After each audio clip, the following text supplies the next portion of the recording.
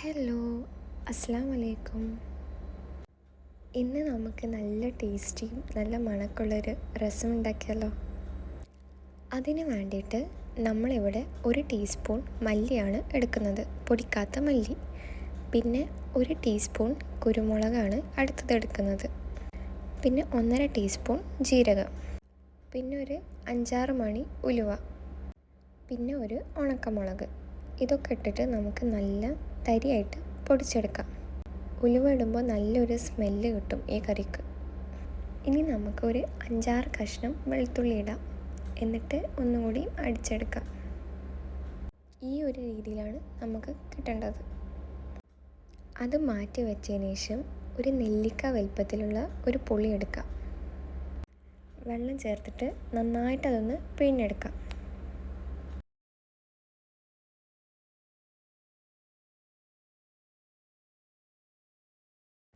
പുളി നന്നായിട്ട് പിഴിഞ്ഞെടുത്തതിന് ശേഷം നമുക്കതിലേക്ക് ഒഴിക്കാം.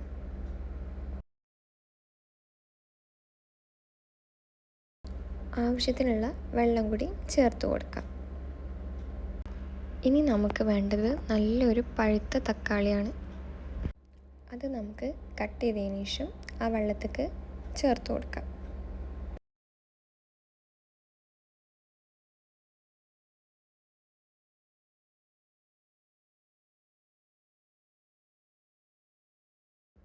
കുറച്ച് കറിവേപ്പില ചേർത്ത് കൊടുക്കാം. കുറച്ച് മല്ലിയിലയും കൂടി ചേർത്ത് കൊടുക്കാം.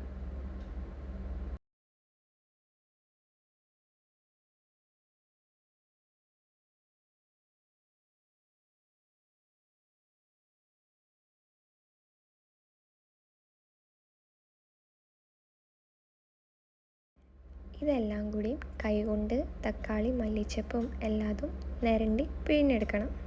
എത്ര നന്നായിട്ട് പിഴിഞ്ഞെടുക്കാൻ പറ്റും അത്രയും നന്നായിട്ട് നിരടിയെടുക്കണം.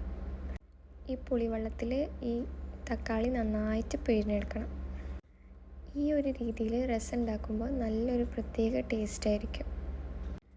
നമുക്ക് പല സ്റ്റൈലിലും രസം ഉണ്ടാക്കാം. ഓരോ സ്റ്റൈലും ഓരോ ടേസ്റ്റ് ആയിരിക്കും. ഈ ഒരു രീതിയിൽ ഉണ്ടാക്കുമ്പോൾ വേറൊരു അടിപൊളി ടേസ്റ്റാണ്. നിങ്ങൾ എന്തായാലും ഈ റെസിപ്പി ഒന്ന് ട്രൈ ചെയ്ത് നോക്കണം. ഇഷ്ടപ്പെടുകയാണെങ്കിൽ സബ്സ്ക്രൈബ് ചെയ്ത് ഞങ്ങളൊന്ന് സപ്പോർട്ട് ചെയ്യണം പ്ലീസ്. ഇതേപോലെ നന്നായിട്ട് നിരട്ടിയെടുക്കണം.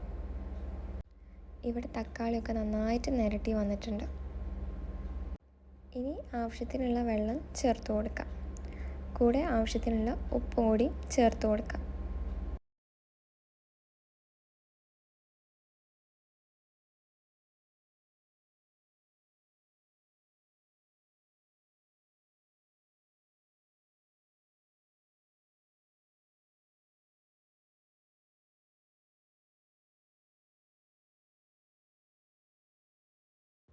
കുറച്ച് മഞ്ഞൾപ്പൊടിയും കൂടി ചേർത്ത് കൊടുക്കാം. എന്നിട്ട് ഇതെല്ലാം കൂടി നമുക്ക് നല്ല മിക്സ് ചെയ്തെടുക്കാം. അതിനുശേഷം ഇത് മാറ്റി വെച്ചിട്ട് നമുക്ക് കടുകൊക്കെ താളിക്കാം. ഒരു പാൻ വെച്ചതിന് ശേഷം അത് ചൂടായാൽ നമുക്ക് ആവശ്യത്തിനുള്ള എണ്ണ ഒഴിച്ചു കൊടുക്കാം. എണ്ണ നന്നായിട്ട് ചൂടായി വരുമ്പോൾ നമുക്ക് അതിലേക്ക് കടുക് ഇട്ട് കൊടുക്കാം.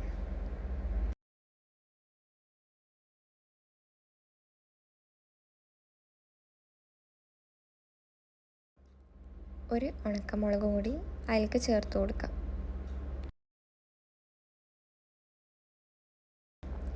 ഇനി തീയൊന്ന് കുറച്ചതിന് ശേഷം നമ്മൾ നേരത്തെ മാറ്റി വെച്ചിട്ടുള്ള പുളിവെള്ളം ഇതിലേക്ക് ചേർത്ത് കൊടുക്കാം.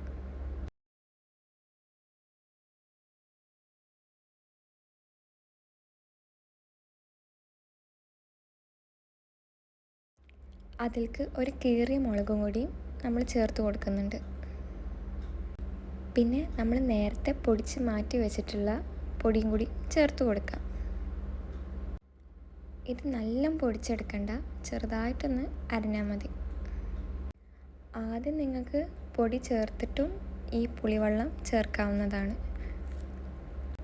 അപ്പോൾ പൊടി മൂത്ത് പോവാണ്ട് നോക്കണം, ചെറുതായിട്ടൊന്ന് വറുത്തെടുത്താൽ മതി.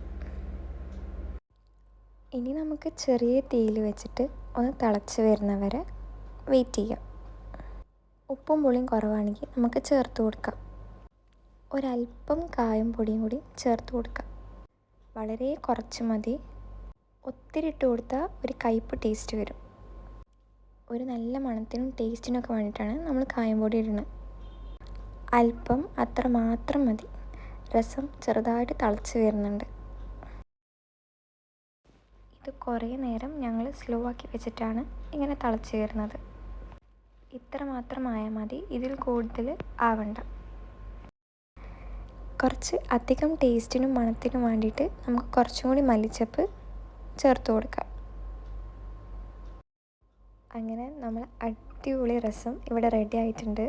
നല്ല മണമാണ്. എല്ലാവരും ഇതൊന്ന് ട്രൈ ചെയ്ത് നോക്കണം. സൂപ്പർ ടേസ്റ്റാണ്. ചോറിന് ഇത് മാത്രം മതി.